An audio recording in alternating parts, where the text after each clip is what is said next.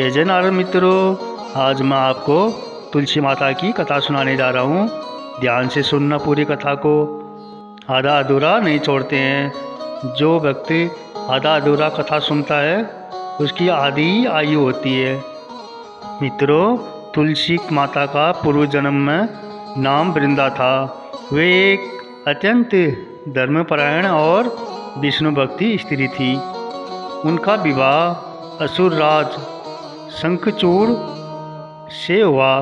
कुछ कथाओं में इसे जलंधर भी कहा गया है।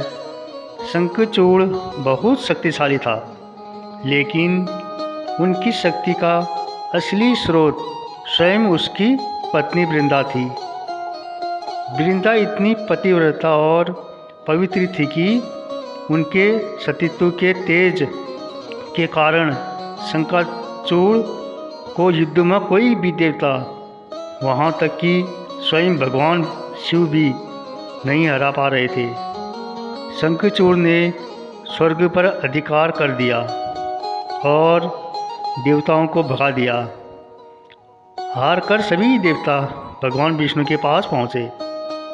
विष्णु जी जानते थे कि जब तक वृंदा का सतीत्व भंग नहीं होता तब तक शंखचूड़ को मारना असंभव है। मित्रों, भगवान विष्णु ने शंखचूड़ का रूप धारण किया और वृंदा के पास पहुँचे। वृंदा अपने पति को युद्ध से लौटा हुआ समझकर उनके चरणों में गिर पड़ी और उनका सत्कार किया। जैसे ही वृंदा ने नकली शंखचूड़ विष्णु जी का रूप स्पर्श किया, उनका पतिव्रत धर्म खंडित हो गया।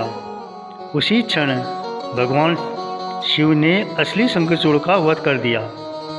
जब वृंदा को सच्चाई का पता चला कि उनके आराध्य देव विष्णु ने ही उनके साथ छल किया है, तो वे क्रोध और शोक से भर गई। उन्होंने विष्णु जी से कहा, हे प्रभु, आपने एक स्त्री का धर्म नष्ट किया है। आपका हृदय पत्थर का है, इसलिए आप अभी पत्थर बन जाए। मित्रों, भगवान विष्णु ने चुपचाप उस श्राप को स्वीकार किया और शालिग्राम बन गए, काले पत्थर। फिर वृंदा ने स्वयं को अग्नि में समर्पित कर दिया। उनकी राख से एक सुंदर पौधा उत्पन्न हुआ, जिसे तुलसी कहा गया। विष्णु जी अपनी भूल का प्रायश्चित करना चाहते थे और वृंदा की भक्ति से प्रसन्न भी थे। उन्होंने वरदान दिया, हे वृंदा, तुम अब तुलसी के रूप में सदा मेरे साथ रहोगी। मेरा शालिग्राम रूप तुम्हारे बिना अधूरा होगा।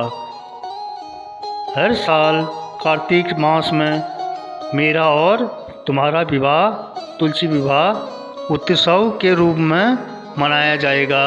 संसार मुझे जो भी भोग लगाएगा वह तब तक मैं स्वीकार नहीं करूँगा जब तक उसमें तुम्हारा एक पत्ता तुलसी दल न हो। हिंदू धर्म में बहुत ही पवित्र माना जाता है।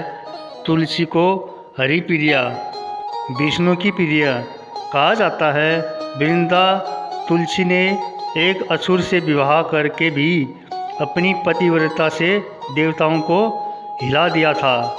यह कहानी हमें सिखाती है कि चरित्र की शक्ति सबसे बड़ी शक्ति होती है। मित्रों, यह कथा यहीं पे समाप्त होता है।